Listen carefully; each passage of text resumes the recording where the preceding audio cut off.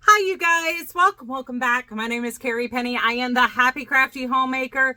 It is now 10 a.m. This is the third video I filmed today, and boy howdy, am I in a good mood. I'm still working on my second cup of coffee, but we're gonna take it. So welcome to Show and Tell number 222. I do have notes here because I have a ton of stuff to talk to you guys about. On Tuesday, we unboxed April and May ALC and Yarnables. On Saturday, we have our newest subscription box.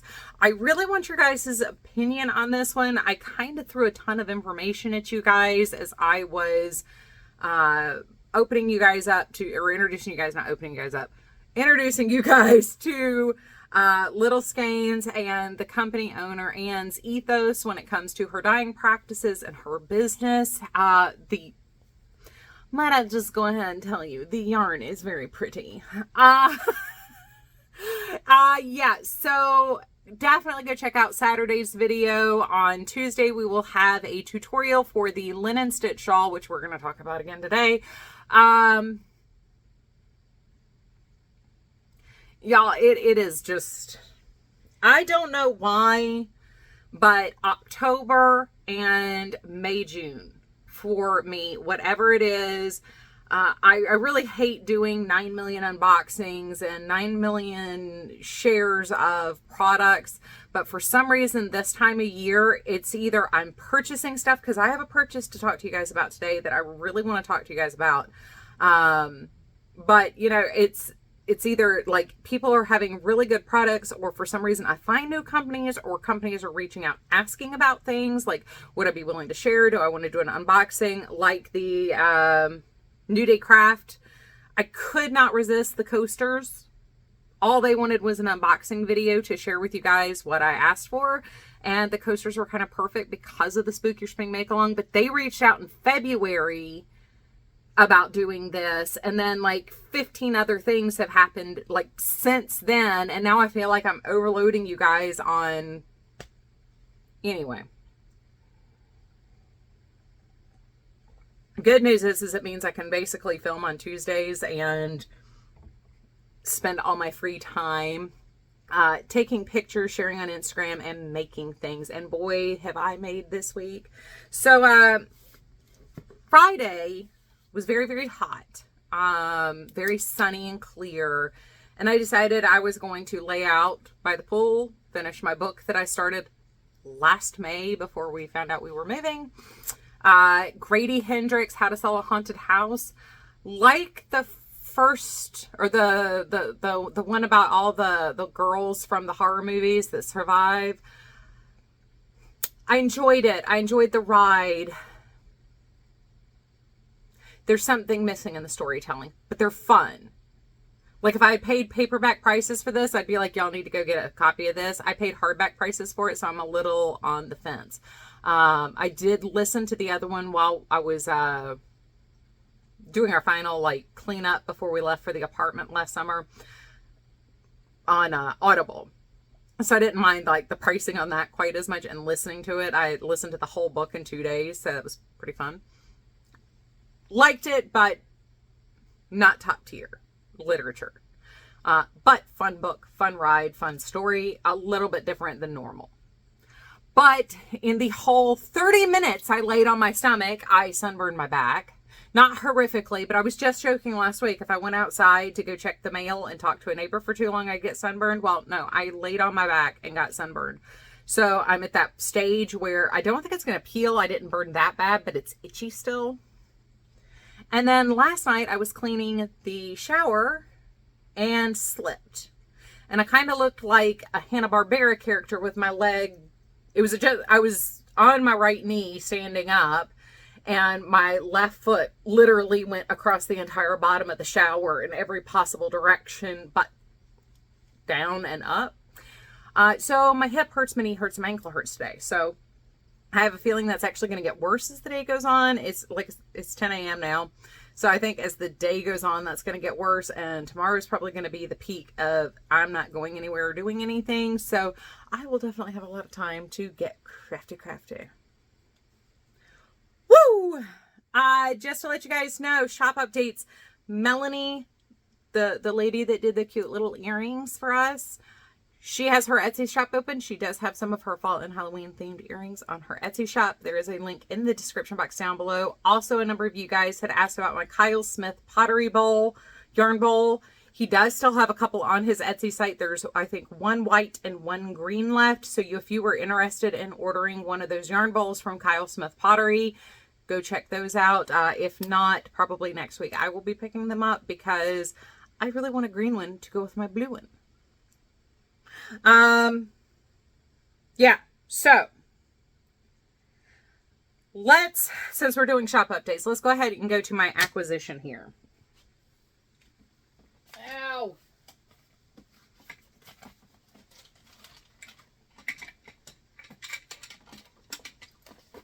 It's funny because this kind of pretty much empties out my bin down here that I brought everything up in this morning. My beautiful laundry basket. A couple of you guys asked where that came from. That is an IKEA laundry basket from like 6 years ago. Ow. Yeah. Anytime I do anything that involves lifting my leg out or trying to push up is where it hurts. So, like I mentioned on Thursday, a number of you guys had asked whether or not I saw myself using the wool Genie ever again. The answer is yes.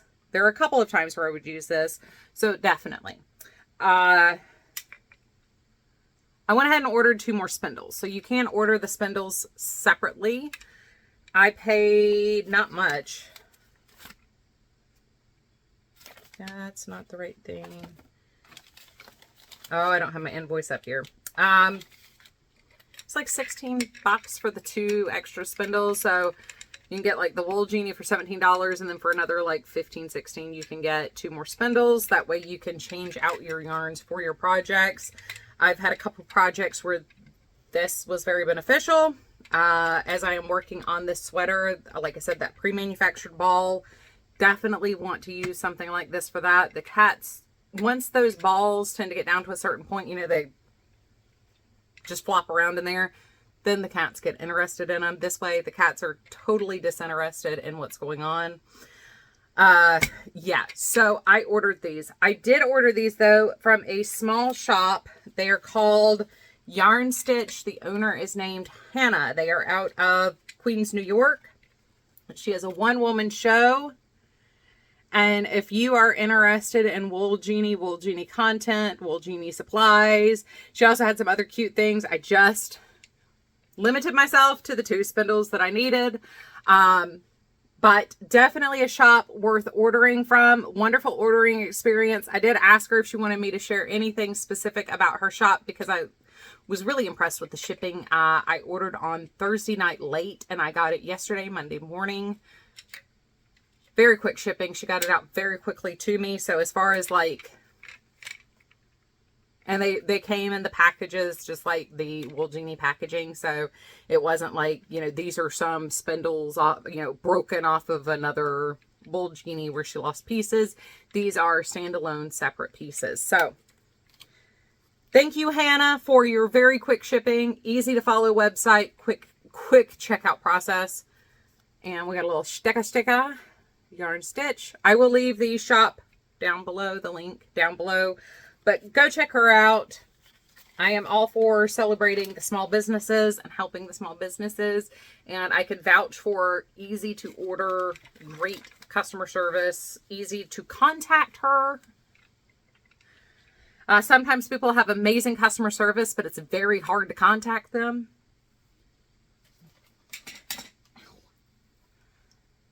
Ow. You know, it's been quite that. I was listing off injuries from the last 4 or 5 weeks. I stubbed my toe, split my toenail in half, straight down the middle. Had to clean up spots of red going through the entire bedroom. Couldn't stand right for like 3 days. Then I've torn the rotator cuffs in both shoulders, have not had them repaired, but I irritated the rotator cuff tear in this shoulder.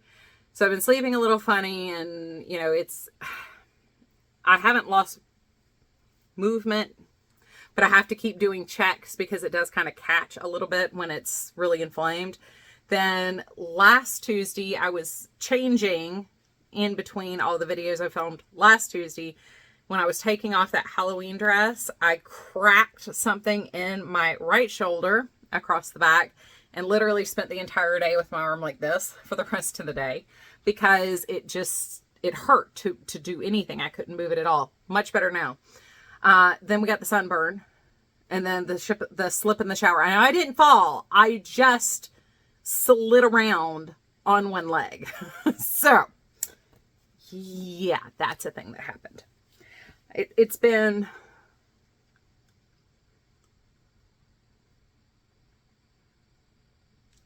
Yeah.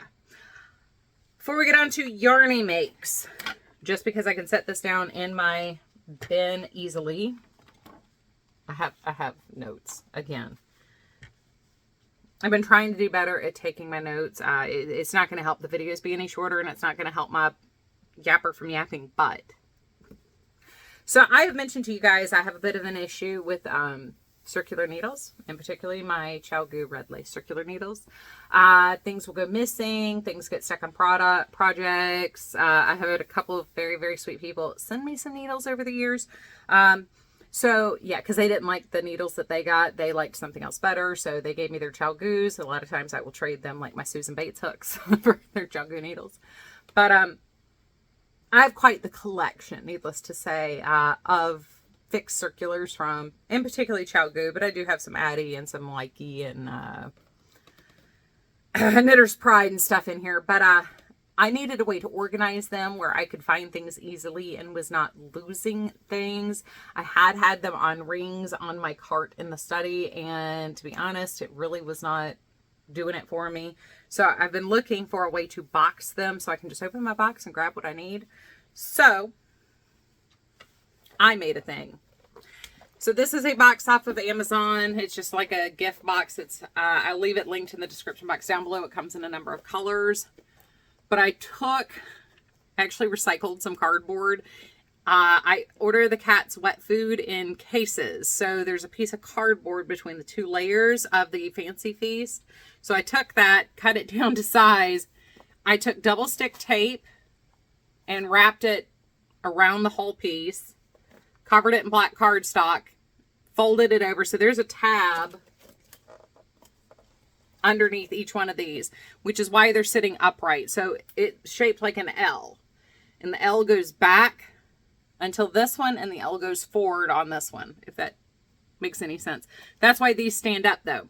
So all my 9-inch circulars are right here, 16-inch circulars, and then like I've lost the package for this, so I have a little baggy US 8 16-inch, and it just tucks right down in there. So as things show up that don't have packages anymore, that's what I'm going to do.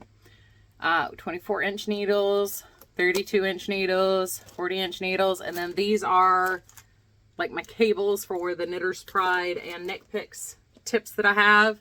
But now everything is together, everything is organized, and each thing is in number order. So we go from US 1, especially like down here. These go, I've got 1, 1.5, 2, 2.5, 4 in the 9-inch. My 16-inch goes up to a 13, I think. Yeah. So I have 2 through 13 and a 16-inch and some duplicates. So same thing all the way back. And I'm very, very proud of how this turned out. So I recycled some cardboard. Everything is organized, and now I can see it at a glance. I don't have to go through rings trying to find where's my 9 inches, where's my 16-inch, where's my 24s. Everything is visible. And I love me a good box, especially one with a magnetic closure. But that's, you know, I'm an elder millennial. I'm of the age group where you have a favorite burner, a favorite spatula, and you really love a good box.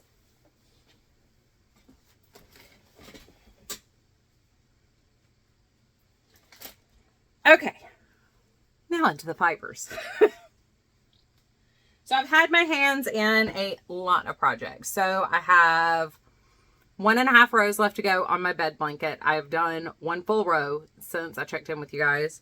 I probably will not have time to do a UFO check-in for the month of April, where I got but I've got one project done and I'm still working on the bed blanket and I haven't touched my sweater, unfortunately. Although, now that I can find my needles, I might be able to find all my size 7 needles. When I went to go work in it last time, I couldn't find my size 16-inch size 7 circulars. So, I am filming this on Tuesday. This will go up on Thursday. So by the time this goes up, I will have 2 more colors on my socks.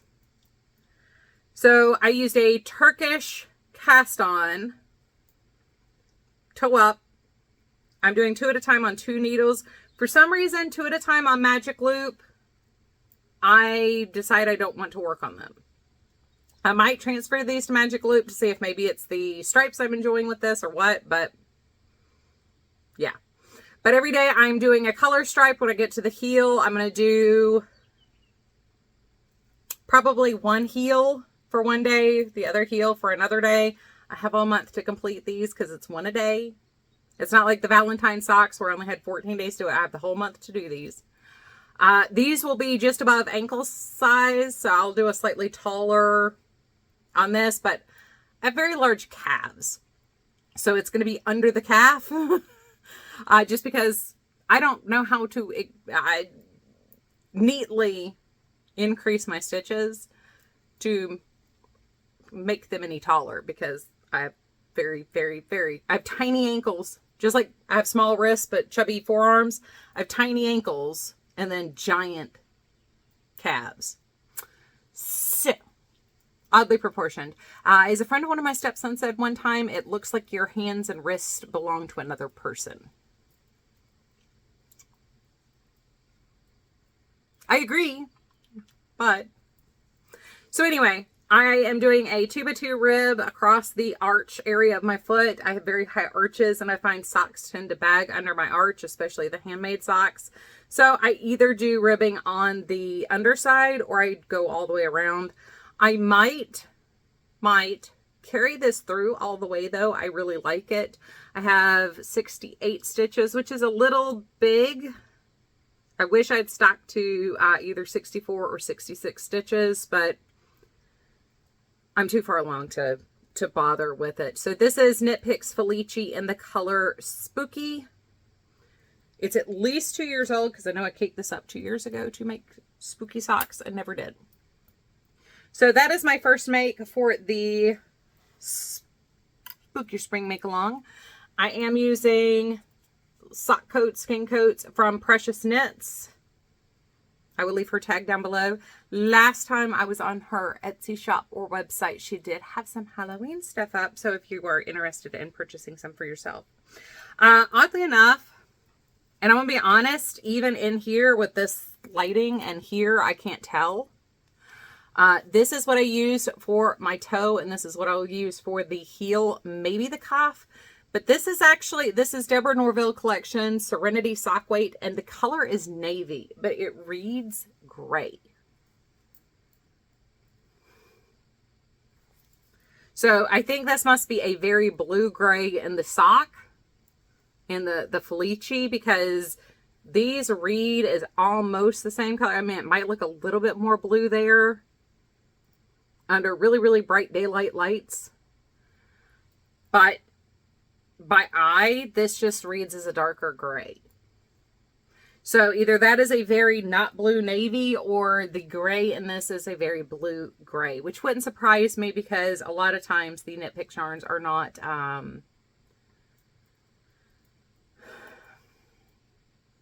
something will look like just gray and you go to match the grays and realize, oh, that's a very green gray, or that's a very blue. There tends to be a very heavy undertone to their neutrals, which I don't mind. That's not a bad thing, but this might just be a very blue-gray in this.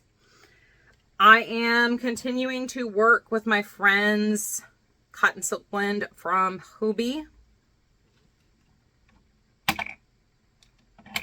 Get this off where I hung it on the wool Genie. So I have now gone up to a size 32 inch. I'm about between half and a third of the way done with my initial set of increases. I think I just did 11 for the body, and I have 23 for the body. Then you move to a different increase pattern. I will leave a link to the pattern down below that I'm kind of following. I was initially going to smush a couple of patterns together, but I found this one that kind of did what I wanted my shirt pattern to do. So I'm more or less going to follow this pattern. So far, I know a number of y'all were questioning what I felt about the yarn.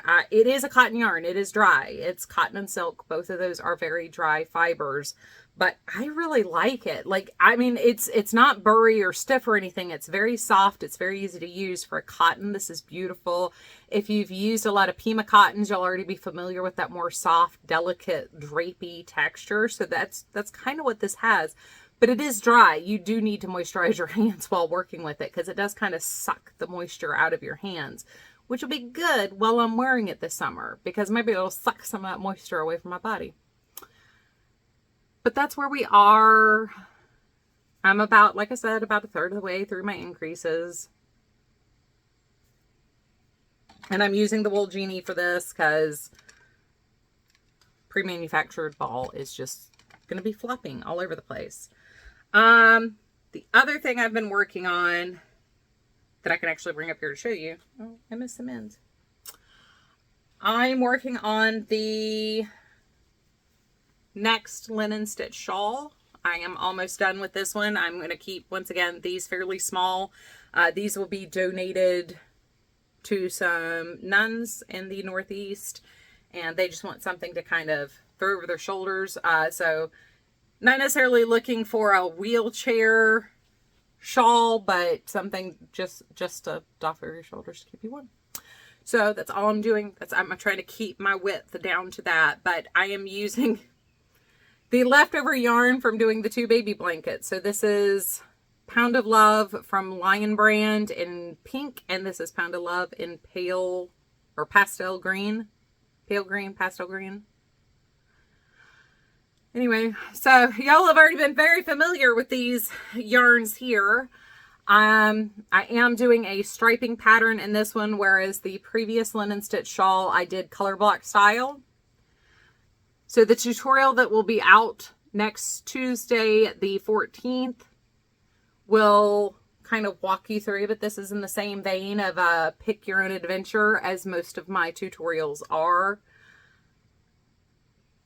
But I will show you how to do the increasing to keep a nice, beautiful edge here.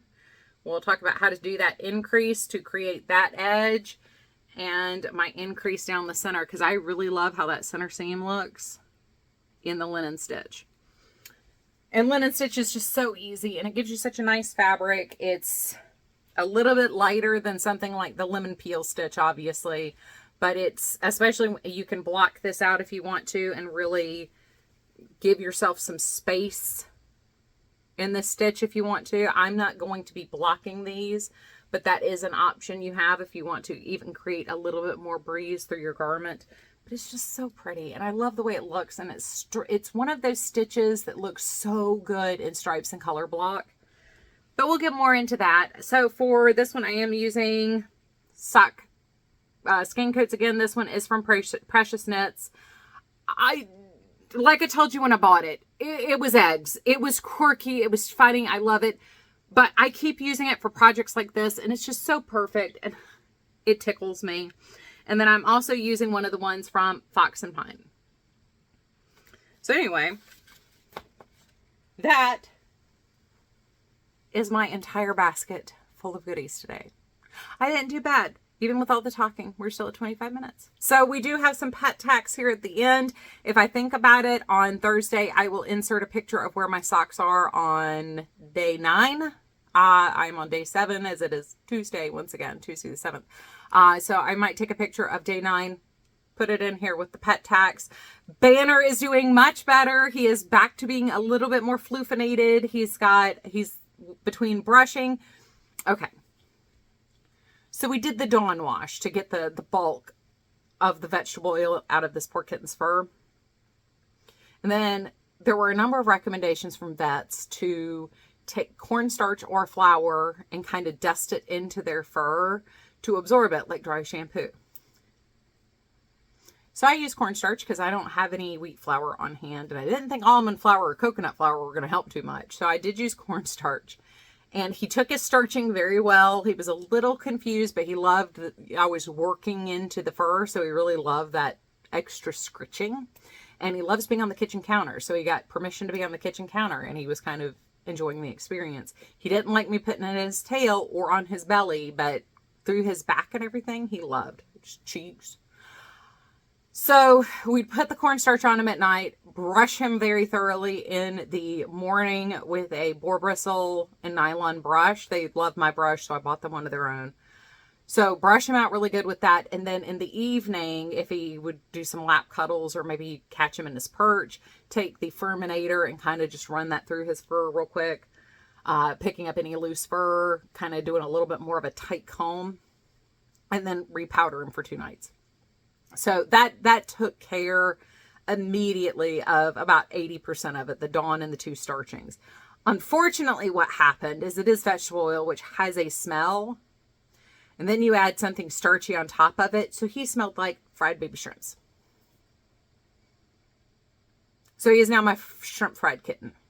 Because he no longer smells like strongly of fried baby shrimps. But he does smell like fried baby shrimp still. It's like a light halo of scent that still encompasses his fur. Like if you shove your nose down in his fur, you smell fried baby shrimps. And it's really, really funny because shrimp's one of his favorite foods. We're actually going to have shrimp for lunch today because we had some leftovers from dinner. And he'll eat like shrimp cocktail.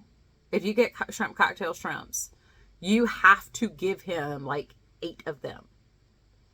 It's one of the few things that he will run off stealing. He loves Costco pre-pulled rotisserie chicken and steamed or boiled shrimps.